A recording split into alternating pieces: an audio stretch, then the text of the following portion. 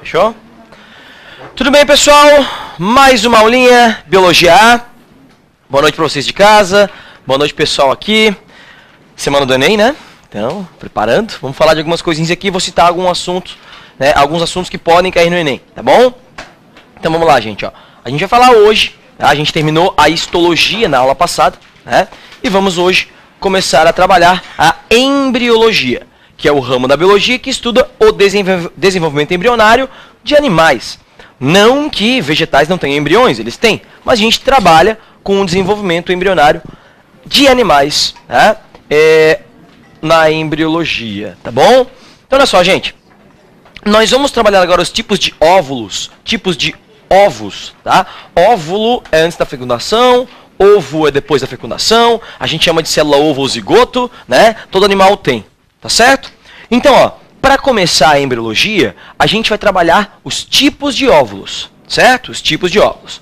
Se a gente quer classificar alguma coisa, a gente tem que adotar critérios, né? Então, o critério utilizado para classificar os tipos de ovos é a quantidade e a distribuição de uma substância presente nos ovos chamada de vitelo. Vitelo ou lécito, tá? Vitelo ou lécito. Galera, vitelo ou lécito é a energia que está armazenada dentro do ovo que vai servir, então, para que o embrião se desenvolva. Então, a energia que o embrião em desenvolvimento utiliza, né, para crescer, certo? É vitelo ou lécito, tá certo? Vitelo ou lécito. Bom, esse vitelo ou lécito ele pode ser lipídio, ele pode ser carboidrato, ele pode ser proteína, ele pode ser uma mistura de duas, né, de carboidrato com proteína, de carboidrato com lipídio, lipídio com... Depende, cara. Qual composto químico não faz diferença. O que interessa é a função. O vitelo, ele existe para quê? Ele é reserva de energia para o embrião, tá bom? O primeiro tipo de ovo, nós chamaremos de ovo oligolécito ou isolécito. Lécito, relativo a lécito, vitelo, reserva de energia. Oligo é radical para quê, galera? Poucos. Oligo é radical para pouco, certo? Oligarquia, o poder na mão de poucos, tá? O oligo é pouco, tá? E iso é radical para quê? Igual. Igual. Uniforme. Então, olha só. Um ovo oligolécito é um ovo que apresenta uma quantidade pequena de vitelo, e que essa quantidade pequena de vitelo está distribuída de forma igual pelo ovo. Tá bem? Eu tenho uma distribuição uniforme de vitelo por todo o ovo. Eu não tenho uma região do ovo com mais vitelo, com menos vitelo. É uma distribuição uniforme, igual. Então, ovo oligolécito ou isolécito é o mesmo ovo. Ele pode ser chamado de oligolécito ou isolécito. Oligo porque tem pouco vitelo, e isolécito porque possui uma quantidade, essa pequena quantidade de vitelo, né, distribuída de forma igual pelo ovo. Tá? Quais são os animais que possuem esse tipo de ovo? Os espongiários, esponjas do mar, porque eles tiram os nutrientes que estão na água por filtração. Tá? Selenterados, águas vivas, né, os quinidários de forma geral, águas vivas, hidras, corais. Protocordados, que são animais que são a transição entre os invertebrados e os vertebrados. A gente vai aprender depois sobre uma estrutura chamada notocorda. Então eles já têm notocorda, mas a notocorda não vira coluna vertebral, não é substituída pela coluna vertebral como nos vertebrados. Então é um vertebrado primitivo, ele não chega a ser vertebrado na verdade, ele é a transição, tá? E mamíferos, a gente. Pessoal, por que a gente tem uma pequena quantidade de vitelo? A gente não precisa de energia para o ovo. A gente não precisa de energia para o embrião, tá? Ou precisa de uma quantidade muito pequena. Por quê? Durante todo o desenvolvimento embrionário, a gente tem comunicação com a mãe, através da placenta e cordão umbilical. Entenderam? Então a gente não precisa ter uma reserva muito grande de vitelo, de energia, porque a gente recebe nutrição durante todo o desenvolvimento, né, pelo cordão umbilical e placenta, né, comunicação com a mãe. Tá bom? Por isso que a gente tem pouco vitelo. Beleza. Então, ovo oligolécito ou isolécito é um exemplo do nosso ovo. Você tem que lembrar disso, mamíferos. Tá? Beleza? Continuando. Ovo heterolécito ou mediolécito, mesolécito. Hétero é radical para diferente, não é? Médio ou meso ou mero é radical para quantidade média, mais ou menos. Tá? Então quer dizer o seguinte, esse é um ovo que apresenta uma quantidade média de vitelo. quantidade média de vitelo. Tá? E esta quantidade média de vitelo está distribuída de forma desigual, diferente pelo ovo. Quando você pega um ovo, você vai dividir ele em dois polos, duas partes. O polo animal e o polo vegetal ou vegetativo. Beleza? A gente está falando de ovo de animal, tá, pessoal? Só que ele vai ter o polo animal e o polo vegetativo. O polo animal é aquela região que tem o núcleo. Tá aqui, ó. Esse é o polo animal. E o polo vegetativo é a região de baixo, onde não tem núcleo. Certo? Então, num ovo heterolesto, a quantidade total de vitelo no ovo é média. É uma quantidade média de vitelo. Mas essa quantidade média de vitelo está distribuída de forma desigual pelo ovo. Eu tenho menos vitelo no polo animal e um pouco mais de vitelo no polo vegetativo. A distribuição é desigual. A quantidade de vitelo total do ovo é média. Mas eu tenho menos vitelo no polo animal e mais vitelo no polo vegetativo. Tá certo? Esse é o ovo que aparece, tá, em plateumintos, lá vermes de corpo achatado, como a tênia solitária, tá, nos moluscos mais simples, como lesma, né, caramujo, caracol, aparece nos anelídeos, minhoca, sanguessuga e, ó, gente, anfíbio. Sapo, rã, perereca, salamandra, tá, tritões, eles têm um ovo heterolesto, quantidade média de vitelo. Por quê? Vamos entender. Olha só. Vocês sabem a diferença entre um desenvolvimento direto e um desenvolvimento indireto? No desenvolvimento direto, o animal já nasce na forma adulta. Ele não está na fase adulta ainda, ele vai crescer, mas a forma é adulta. Ele nasce com todas as estruturas, basicamente, que ele tem que ter na fase adulta. Certo? Então, ele nasce com tudo pronto, essas estruturas só vão crescer. É mais ou menos o nosso caso. Um bebê nasce com tudo prontinho ali, né? Tem o coração já certinho, né? Rins e tal. Eles só crescem de tamanho, mas está tudo ali. A gente não tem uma metamorfose, não tem uma alteração, uma mudança. Agora pensa num anfíbio. Um sapo não nasce sapo, né? Ele nasce girino. Ele nasce na forma girino, estágio larval. E o estágio larval vai, então, se alimentar, o girino, para conseguir se transformar, sofrer a metamorfose para a fase adulta. Para virar o sapo, a perereca, a rã. Tá certo? Então, olha só. Nesse caso, o desenvolvimento é indireto. No nosso caso, ele é direto, né? A gente já nasce prontinho. Nesse caso aqui, dos anfíbios, é indireto. Aí nós temos uma outra classificação. Desenvolvimento interno e externo. O desenvolvimento interno é quando o embrião se desenvolve dentro do corpo da mãe. É o nosso caso, né? Nós, mamíferos placentários, a gente desenvolve dentro do corpo da mãe. Agora, um anfíbio, um réptil, uma ave, não. Ele desenvolve fora do corpo da mãe. Certo? Então, um desenvolvimento externo. No caso do anfíbio, o ovo é colocado na água. Certo? A fêmea joga os ovos na água e o macho joga o esperma na água e lá dentro ocorre a fecundação. Tá? E alguns podem pensar, tá, Marquinhos, mas como é que der? Imagina, tem um monte de espécie lá, peixe, anfíbio, aí bota ovo na água, né? Como é que o espermatozoide de uma espécie consegue saber que ele tem que entrar no óvulo daquela espécie, né? Cara, é da mesma forma que no nosso caso. A fecundação, no nosso caso, ela é interna, ela ocorre dentro do corpo, mas como é que tu acha que o espermatozoide vai subindo contra a gravidade lá para, né, pro útero, tubo uterino, para alcançar o óvulo lá? Tá? Ele tem que ter um estímulo para isso. Não é que ele sabe o caminho. Pegou no Google Maps, né? Não. Ele tem o quê? Tem feromônios que são liberados pelo óvulo que atraem o espermatozoide. É a mesma coisa lá na água. Tá certo? Os feromônios liberados por um óvulo de uma espécie atraem o espermatozoide daquela espécie. Tá bem? Belezinha. Pessoal, então por que a quantidade de vitelo é média, né, nesse ovo aqui dos anfíbios?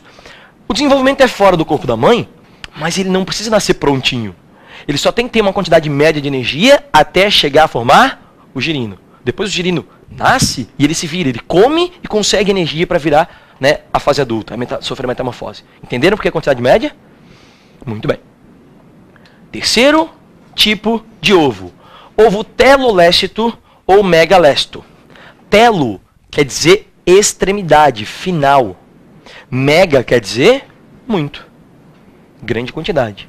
Nesse caso, o ovo megalécito ou telolécito, ele é assim chamado megalécito porque possui muito vitelo, muita energia armazenada.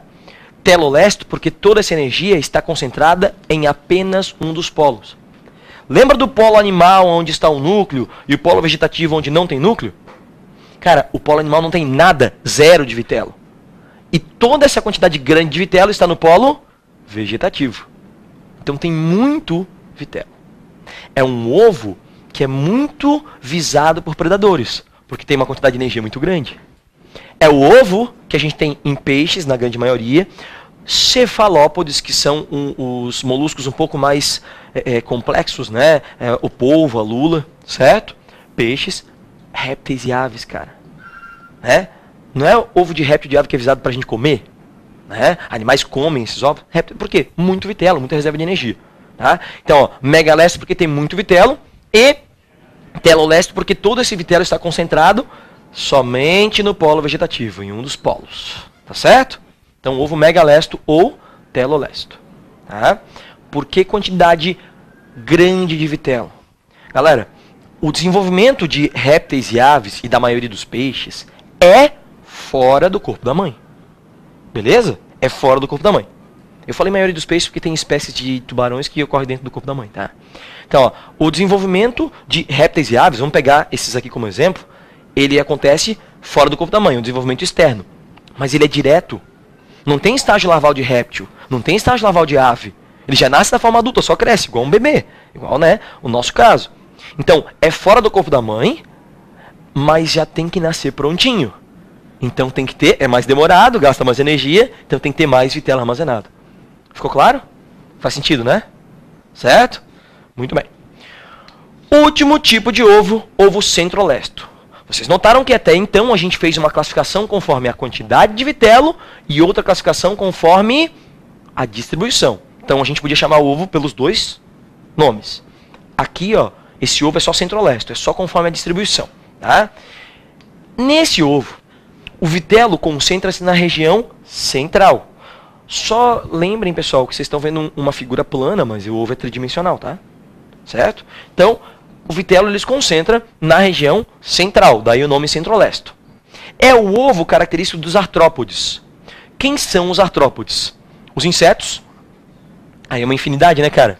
Mosca, mosquito, barata, grilo, né, abelha, formiga, certo? Besouro. Os aracnídeos, né? Aranha, né? Escorpião, carrapato, ácaro, certo? Os crustáceos, siri, camarão, caranguejo, lagosta, né? E os miriápodes, diplópodes e quilópodes, centopeia, piolim de cobra, não sei se vocês conhecem esses bichinhos assim. Eles parecem umas minhoquinhas, só que eles têm um exoesqueleto, são artrópodes, né? Tem membros articulados e tal. Então, o grupo dos artrópodes tem um ovo centrolesto. Tá? Quanto à quantidade de vitelo, aí varia de espécie para espécie. Ou como fala aqui em Floripa, varia, né? Aí varia. Tá? Aí varia. Varia de espécie para espécie. Tem espécie que vai ter uma quantidade grande de vitelo. E tem espécie que vai ter uma quantidade média de vitelo. Por isso que tu não classifica quanto a quantidade, só quanto a distribuição. Pessoal, olha só. Pensa em insetos, tá? Vamos pensar em inseto que é mais prático pra gente. Tem insetos que tem estágio larval. Mosca tem estágio larval. Beleza? Então vai ter uma quantidade média de vitelo. Agora, se tu pensar num artrópode que não tem estágio larval, aranha, por exemplo, tá? Você vai ter uma quantidade grande de vitelo, porque ele já tem que nascer prontinho, sem estágio larval. Ficou claro? A quantidade pode variar de média a grande. Beleza, pessoal? Tranquilinho? Muito bem. Galera, olha só. Esses são os 4 tipos de ovos. Tá? Oligolesto ou isolécito, heterolesto ou mediolesto, telolesto ou megalesto e o centrolesto. São os 4 tipos de ovos. Essa é a primeira célula. O problema é que não funciona assim, não é só essa célula que precisa ser formada. Essa célula, a célula ovo, ela tem que se dividir, sofrer um processo que nós chamamos de clivagens. As clivagens são as divisões que um ovo sofre para aumentar o número de células. Então esse ovo ele divide em 2 células, cada uma das 2 divide em 2 forma 4 células, cada uma das 4 divide em 2 forma 8, e 16 e 32, até chegar num estágio que nós chamamos de mórula. Tá certo? Cara, um bebê, vamos usar exemplo de humano, tá? Um bebê, quando nasce, ele tem na casa de trilhões de células. Trilhões, cara. São 12 zeros. Só que ele começou com uma só. Como é que chegou até os trilhões? Dividindo, tá?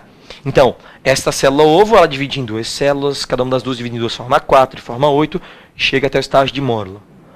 Mórula é uma esfera maciça de células. Tá certo? Mórula é uma esfera maciça de células. Tá? Esta mórula, ela vai ter as células migrando para a periferia. Ah, antes disso, sabe por que chama mórula? Quando tu olha o microscópio, parece uma amora. Tá? Parece uma amora. Porque tem as bolinhas ali, uma amorinha, um monte de bolinha grudada, né? Então, parece uma amora olhando o microscópio. Certo? E mórula é amora em latim. Tá? Por isso chama mórula. Então, a mórula é uma esfera maciça de células. Depois da mórula, essas células vão migrando para a periferia e vão formar uma esfera oca de células. Aqui já tem multiplicação, já aumenta o número de células. Vamos formar uma esfera oca de células que nós chamamos de blástula. Blástula. Tá? Se é em humano, a gente chama de blastocisto. Blastocisto é só o nome que eu dou para blástula de humano, só isso. Se é em humano, eu chamo de blastocisto. De forma geral, é a blástula. Tá? A blástula é uma esfera oca de células. Células formando a parede da esfera e aí tem um buraco no meio. Tá? Um vão ali. Geralmente preenchido por um líquido. Essas células, esse conjunto de células que forma a parede da blástula, nós chamamos de blastocele. Blastocele. Tá? Perdão, falei errado, gente. Ó, pior que não dá para editar, né? Então, olha aqui, ó. Esse conjunto de células que formam, né, a parede da blástula, nós chamamos de blastoderme. Blastoderme, derme de revestimento, blastoderme. E a cavidade central da blástula é a blastocele. Tá bem? Blastoderme são as células que formam essa camadinha ali, que formam a bola. E aí blastocele é a cavidade. Tá bem? Beleza, pessoal. Olha só. Do ovo até a mórula, não há aumento da estrutura. As células só se dividem sem aumentar. Se tu comparar o tamanho de um ovo com o da mórula, basicamente o mesmo tamanho. Da mórula para a blástula é que a estrutura começa a aumentar. Tá certo? Beleza? Muito bem. Até a fase de blástula, nós temos o que nós chamamos de células tronco. São células indiferenciadas. São células que não têm características ainda definidas, elas são todas iguaizinhas, que não têm especialização, não têm diferenciação. Logo após a blástula, começa o processo de diferenciação das células. A gente vai ter uma outra oportunidade onde eu vou falar de células tronco. Hoje não vai dar tempo, tá? Mas a gente vai falar depois de células tronco e aí a gente vai entender direitinho como é que funciona o tratamento com célula tronco e tal. Beleza? Mas, ó, eu vou tentar passar isso para vocês amanhã. Então, olha só. A blástula, ela é formada por células indiferenciadas. Tá certo? Até aqui, as células podem se transformar em qualquer coisa, dependendo do estímulo que elas recebem. Depois daqui começa uma diferenciação. Tá? Nós vimos 4 tipos de ovos, beleza? Cada tipo de ovo vai ter uma maneira de segmentação. Vai ter um jeitão de formar a sua mórula, a sua blástula. A clivagem, ela pode ser holoblástica ou total. Holo quer dizer completo, tá, gente? Então ela pode ser holoblástica ou total. Tá? E ela pode ser meroblástica ou parcial. Ela é holoblástica quando o ovo inteiro divide. Então a gente diz total. E ela é meroblástica quando somente o polo animal divide e o polo vegetativo continua inteiro. A gente vai ver isso aqui. Tá? Então olha só, gente. Clivagem holoblástica ou total. Ela pode ser, um primeiro tipo, total igual, ou holoblástica igual. É uma clivagem, tá, que é proveniente de ovos oligolécidos ou isolécitos, lembra? Característico de mamíferos, né? Muito bem. Tá aqui o zigoto, o ovo, ele divide em 2 células, primeira clivagem, aí vai dividir em 4, depois em 8, aqui pulou um passo, tá? Mas dividir, né, em 2 células, cada uma das duas divide em 2 forma 4, e forma 8 e tal, e vai formar a mórula.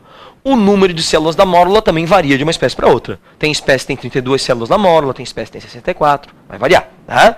E aí a mórula vira a blástula. com a blastoderme e a blastocele aqui no meio. Tá certo?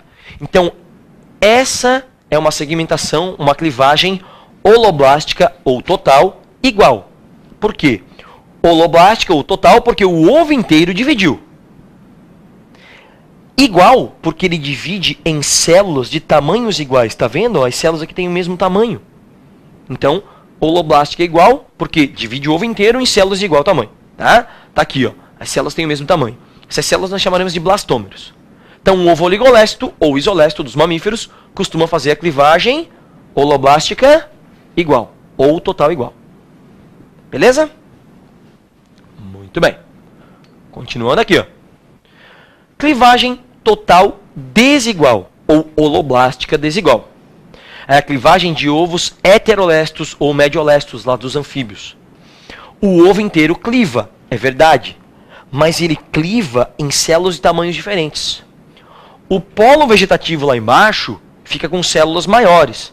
O polo animal lá em cima, onde tem o núcleo, fica com células menores. Então forma blastômeros, células de tamanhos diferentes. As células menores aqui de cima, a gente chama de micrômeros. As células maiores de baixo, a gente chama de macrômeros. Então vai formar, né, uma mórula com células maiores em cima, menores em cima e maiores embaixo. Tá? Então por que ela é total desigual? É total porque o ovo inteiro cliva. Ela é desigual porque ele cliva, ele divide em células de tamanhos diferentes. Tá? Esse é o ovo mediolesto ou heterolesto dos anfíbios. Galera, uma vez caiu uma questão na UFSC, tá? Que falava o quê? Qual é o problema? Ela relacionava assim, qual é a relação de a clivagem ali, né, ficar com células maiores embaixo? É uma maior quantidade de vitelo, cara.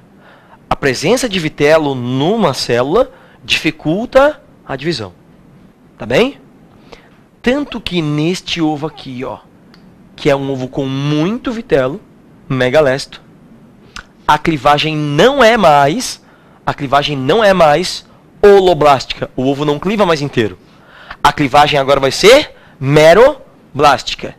Notem que no ovo megalesto ou telolesto lá dos répteis e das aves, com muito vitelo, a clivagem só ocorre no polo animal, tá vendo? Aqui tá em laranjinha aqui, ó.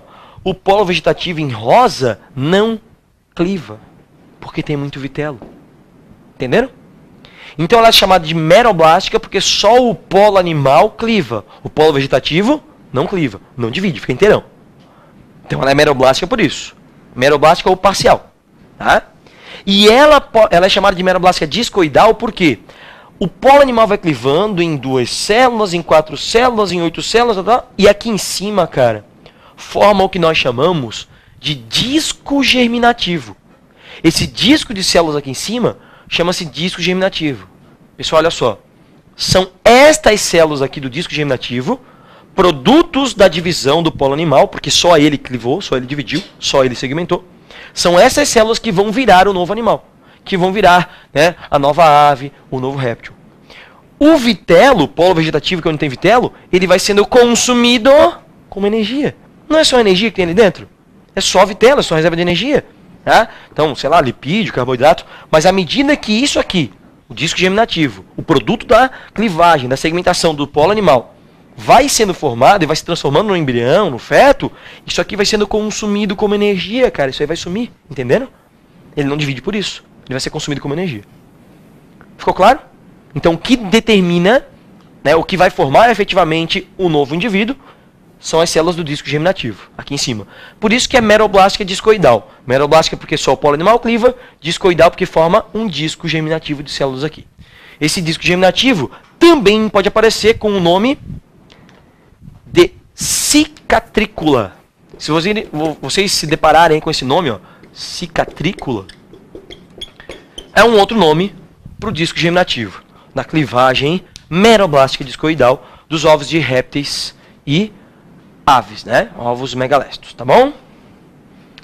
Último tipo de clivagem, meroblástica superficial. O ovo centrolesto lá dos artrópodes, aquele que tinha vitelo na região central, e que a quantidade de vitelo podia variar de média a grande, tá? Pessoal, olha só, o polo animal está aqui no meião, aqui em volta vai estar o vitelo, tá? o polo animal se divide em 2 células, 4. Aqui ele pulou passos também no desenho, tá? Mas ele se divide em 2 células, 4 células, tá? Dividiu em várias, tá bem? Por que chama meroblástica superficial? Meroblástica porque só o polo animal clivou.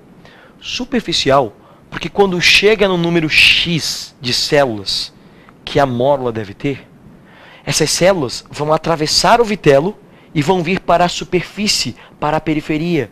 Estão entendendo? Meroblástica porque só o polo animal clivou. Superficial porque clivou o polo animal em várias células, essas células vão ser direcionadas para a superfície. Vai formar uma superfície de células aqui em volta. Galera, são essas células aqui de volta, em volta do ovo, é que vão formar o novo indivíduo. Aqui dentro, isso aqui, ó, vai ser consumido como energia, o vitelo tá ali. Tá ali para dentro. Tá bem? Entenderam? Então a clivagem meroblástica superficial, meroblástica porque só o polo animal cliva. Superficial porque porque as células vão para a superfície. Tá? Beleza? Gente, olha só. Vocês notaram que eu tenho 4 padrões de clivagem, de segmentação, e 4 tipos de ovos? A gente viu que cada tipo de ovo tem seu padrão de clivagem. Ovo oligolesto ou isolesto de mamíferos, clivagem holoblástica igual. Ovo mediolesto ou heterolesto de anfíbios, clivagem holoblástica desigual. Ovo megalesto ou telolesto de répteis e aves, clivagem meroblástica discoidal, com disco geminativo. Ovo centrolesto de artrópodes, clivagem meroblástica superficial. Nós temos tá, uma exceção nessa história. Alguns animais que têm um ovo oligolesto de mamífero, beleza? Alguns animais que têm um ovo oligolesto podem sofrer uma clivagem desigual, holoblástica desigual. São exceções. Tá bem? Beleza. Então, pessoal, a gente viu que sofrem essas clivagens aqui até chegar ao estágio de mórula, né? E depois o estágio de blástula, onde as células são indiferenciadas, são as células tronco. Beleza? Então a gente vai ter, né, as células, né, sofrendo essas clivagens, né, os zigotos sofrendo as clivagens, chegando ao estágio de mórula e depois ao estágio de blástula. Aqui vocês estão vendo uma blástula cortada ao meio. Tá? E se vocês observarem, é uma blástula de um ovo que teve a clivagem holoblástica desigual. Porque eu tenho macrômeros e micrômeros. Então poderia muito bem ser um ovo de um anfíbio. Tá? Beleza. Blastoderme ou blastoderma as células e blastocélula aqui a cavidade. Isso aqui é um corte de uma blástula. Tá? Então, a partir daqui, ó, depois da blástula, a gente vai ver a formação da gástrula, que é outra estrutura. A partir daqui, da gástrula, eu tenho a diferenciação de algumas células. Até aqui não. As células são todas iguais e ainda sem função definida. É o que nós chamamos de células-tronco, que a gente vai deixar para falar na aula de amanhã. Tá certo? Obrigado mais uma vez, pessoal. Até amanhã, então.